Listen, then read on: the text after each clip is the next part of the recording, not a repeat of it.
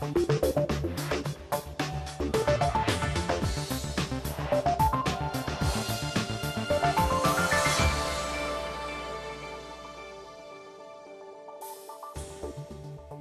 I'm Nima Abuwarde and welcome to a special edition of the programme where we're assessing the fallout of the region's political turmoil, from stock markets to oil prices, foreign investment to economic growth. The events of the past few weeks could reshape the countries and the economies of this region, and here's what's coming up. Nervous markets. The region's stock exchanges feel the fear as they slump to record lows. Volatile oil. The price of crude soars over concerns about supply, demand, and whether Saudi Arabia is next. Rising risk. Foreign investors shun the region's volatile emerging markets, but is it still a place to do business? And hedging your bets in a crisis. We find out if alternative investments can weather the current financial storm.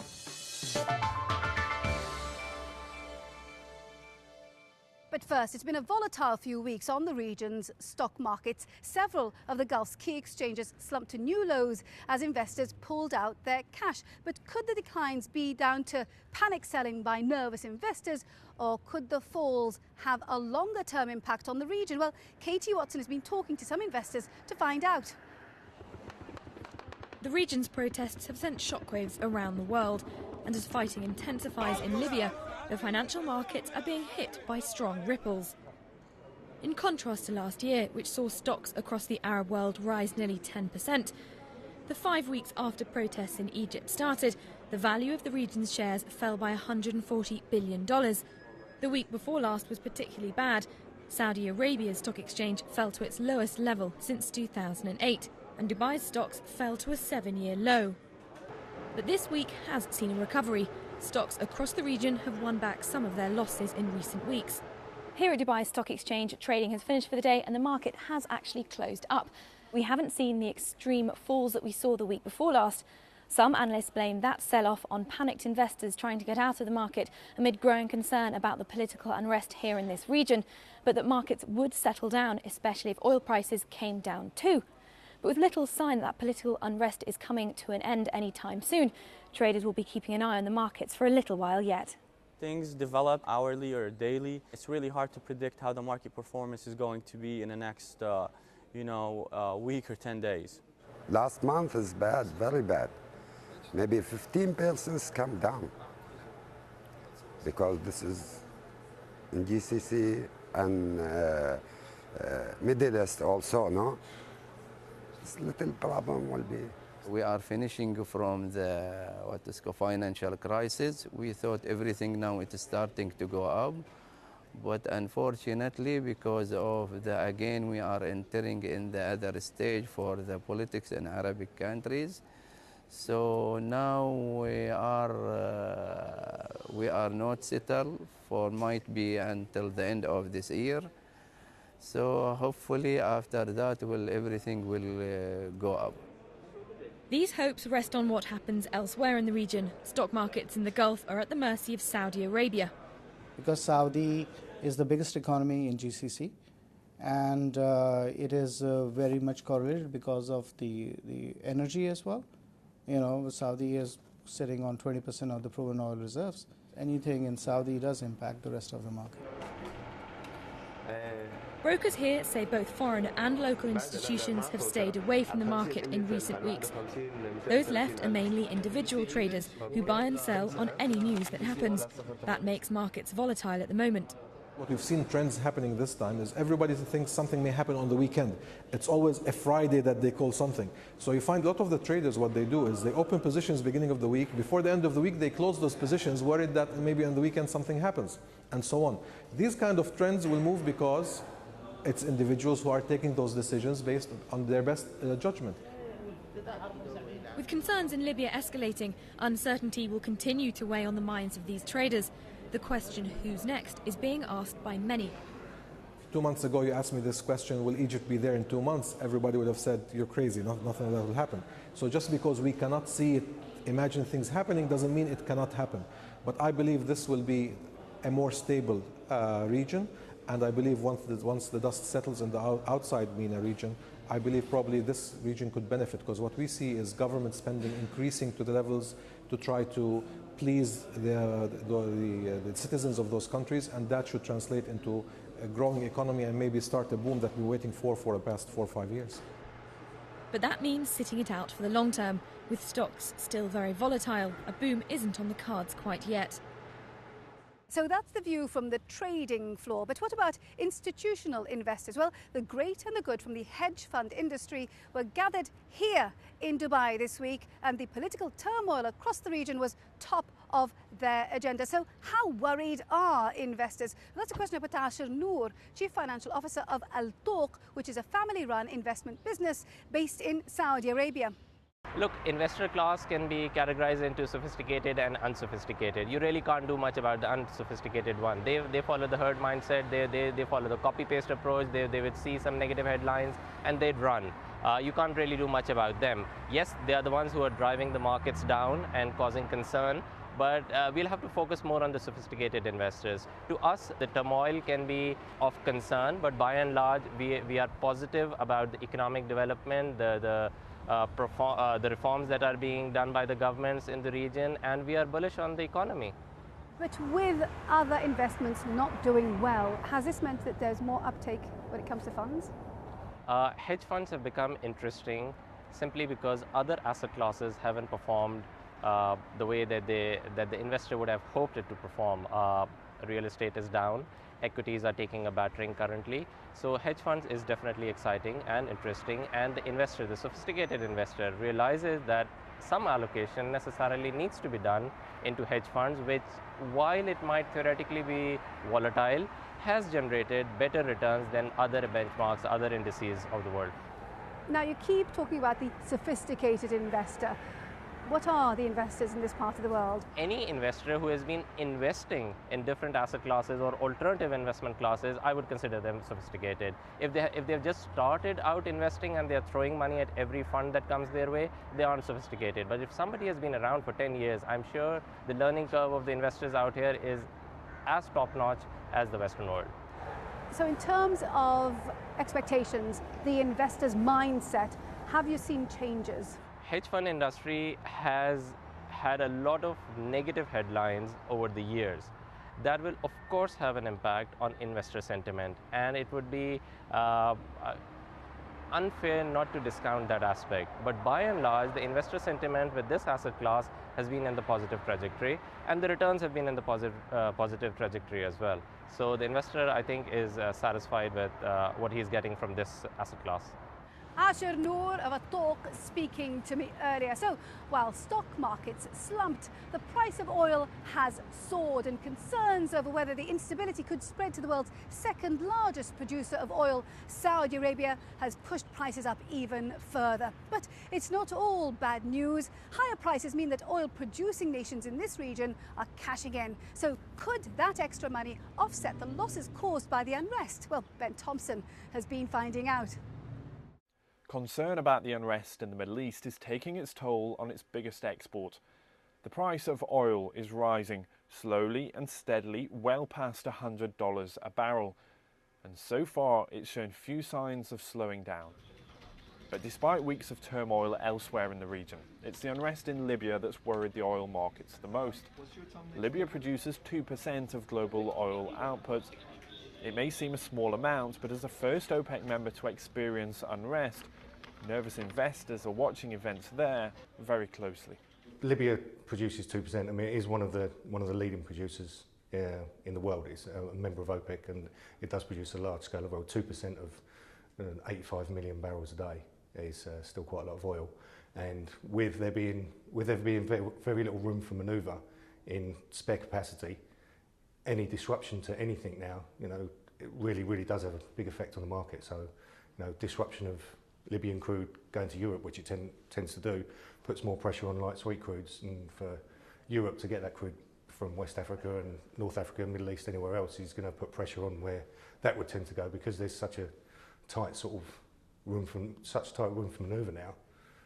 Any disruption to anywhere that's considered a major producer, as Libya has a serious effect on the market. But the wider concern is that of contagion. Fears that the unrest may spread to Saudi Arabia are weighing heavily on the markets. As the world's second largest oil producer, sitting on 20% of global reserves, unrest there could send prices soaring. So just how worried should the markets be about the potential for unrest in the kingdom? I find it difficult to imagine that people are actually going to go in the streets in large numbers and demand that the king step down, because they won't. I mean, the king has been a good king, he's been a reformist king. But it's a succession issue, I think, in Saudi Arabia, which is a concern. You've got a king who's in his late 80s, and you've got a population where the average age is 25. You have the crown prince is also old, reportedly not very well either, and you've got a very divisive third in line, the deputy crown prince. So I think the succession issue is one that the oil market is always looking at. What happens next? What if you don't get a stabilizing force like King Abdullah, who has tried to go very slowly with reform and has kept it pretty stable, has maintained relations with the West. So I think that is one of the major concerns when it comes to Saudi Arabia, rather than the risk of an Egypt or Libya-style revolution. But whilst higher prices mean that oil-producing countries can cash in, there are still risks. If prices rise too high, demand begins to fall, and in the longer term, that hits economic growth. We expect to see a slowdown, and even in countries where so far we haven't seen much protest, such as Saudi Arabia, we have cut down our real GDP growth forecast from our previous expectations for 2011. However, one positive factor is the fact that the governments can continue to have their capital expenditure and infrastructure spending plans. As a result, other countries in the MENA region will have to cut back on capital expenditure because they don't have the fiscal space that GCC countries have. So we still expect to see very strong government-related growth, but we expect to see some slowdown in FDI, in external funding for development programs in the region until there's greater political certainty. But that uncertainty is likely to take time. As the Middle East endures one of its worst periods of turmoil and unrest, the concerns will continue to grow and the prices continue to rise. Ben Thompson reporting there. Right, we're going to take a short break now. When we come back, rewriting the map. Could the unrest change the Middle East's financial landscape?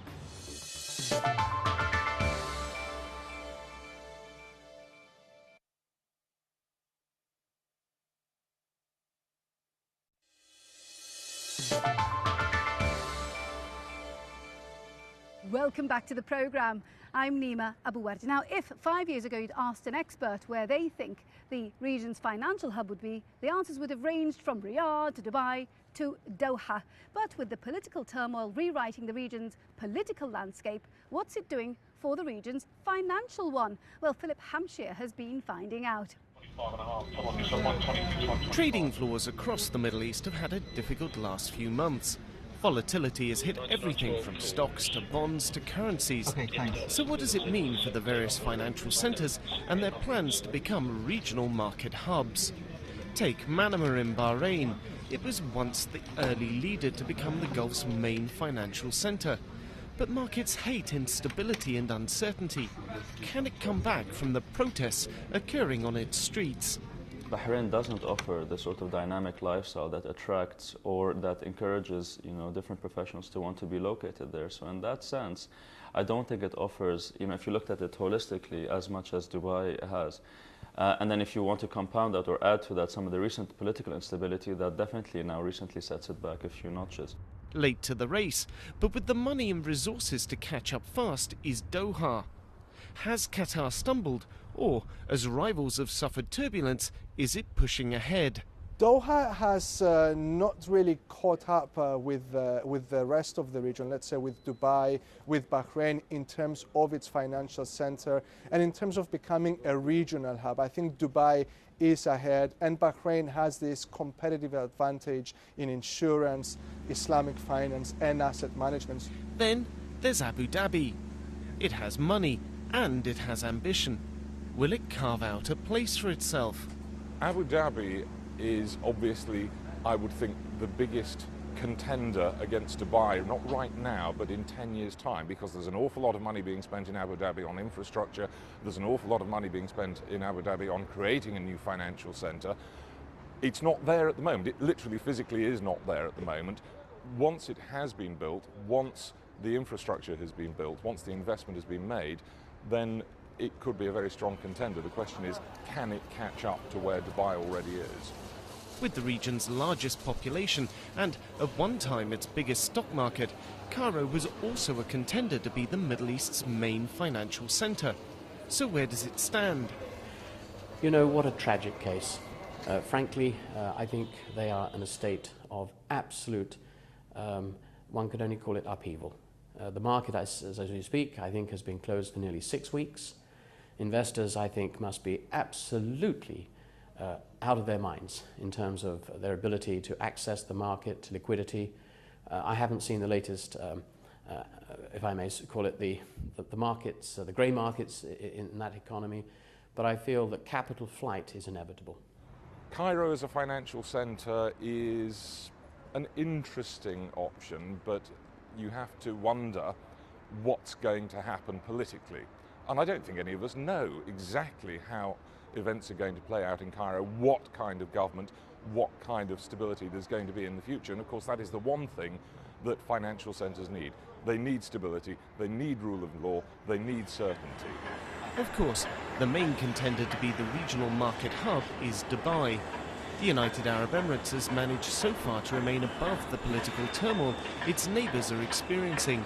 Well, I think you have to look at the accomplishments that the different centres have done over the past 5 years, and I think really Dubai in that instance has actually done a very good job of building out its hard infrastructure, so the hard infrastructure you see around us, but also their soft infrastructure, so the regulations, the environment, the regimes, the fund regimes, and so I think they've actually pulled significantly ahead of the competition.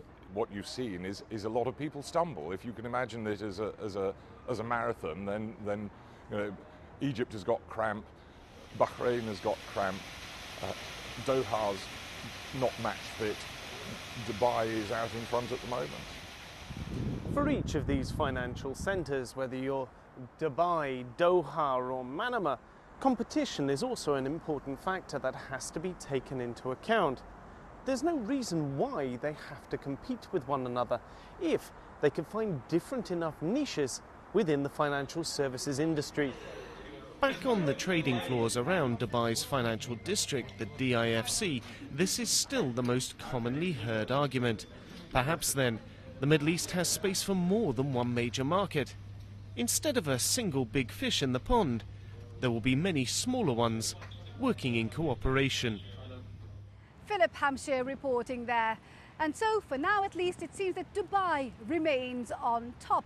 But while the Emirates has so far avoided the political turbulence of its neighbours, it has had to deal with its own set of difficulties, not least its massive debt crisis. So can Dubai retain its title as the financial hub of the region? That's a question I put to Farouk Sousa, Chief Economist at Citi. I'd say the biggest winner is the UAE, and in particular I would say that Dubai stands to benefit greatest from a long-term perspective. Obviously Dubai, the DFM has sold off, like other stock markets regionally, on the back of fear about politics generally in the region. But if we look at underlying fundamentals, Dubai stands to benefit greatly going forward from the misfortune of some of its neighbours and from the region as a whole. So what surprises have emerged? One of the surprises that has emerged is the extent to which Dubai has come back and really had an economic resurgence. But I think that is more surprising to the outside world than it is to people that actually live and work in Dubai. What's driving the markets down is mainly fear that the unrest could escalate and spread. We think that fear is overdone. We think that while there's always a risk of a prolonged unrest or a prolonged political crisis within the region as a whole, that eventually things will subside and fundamentals will continue to drive the market going forward. When that happens, markets will recover strongly because right now those fundamentals are not reflected in the valuations that we're seeing. So are you saying that people are overplaying the risks in this region? I think quite clearly markets have oversold, and they've oversold because of the fear factor. Investors are very concerned about the political risks. When clarity returns with respect to the political risks in the region, then certainly we would expect to see certain markets recover very strongly. But could it be that investors say that nowhere is safe in this region? No, absolutely not. I think the underlying dynamics in the region are still positive from an economic point of view. You have a large youth population that is going to be coming into the market that will be generating growth. Of course, there are challenges in managing that transition and managing that youth population coming into the market, but generally the region, the demographics, the underlying wealth in the region and the growth prospects are extremely encouraging. So will we see more openness as a result of the political turbulence? I think that there's certainly an agenda for stock markets to open up to foreign investors. Certainly Dubai and Qatar are trying to get themselves included within the MSCI index, and those pushes are going to continue. With the big stock market in the region, certainly Saudi Arabia, again there you've seen a very gradual opening to foreign investors, and I think that'll continue in the future, yes. Farouk Sousa from Citi speaking to me earlier. Well, our time is up. I do hope you enjoyed our programme. Before we go, let's see how the region's main markets performed this week. And remember, we'd love to hear from you. Our email address is middleeastbiz@bbc.co.uk. And remember, you can keep up to date with us every day of the week now on Twitter and Facebook. That's where you'll see the latest photos and news stories from the BBC's business teams across the world. Now, next week we're in Qatar, looking at the country's education city. Institutions are cashing in on foreign student fees, and Qatar gets an educated workforce out of it. But is this region's labour market big enough to absorb all the new graduates? We'll be finding out. Until then, from me, Nima Abuwarde, and the rest of the team, thank you for watching. Bye-bye.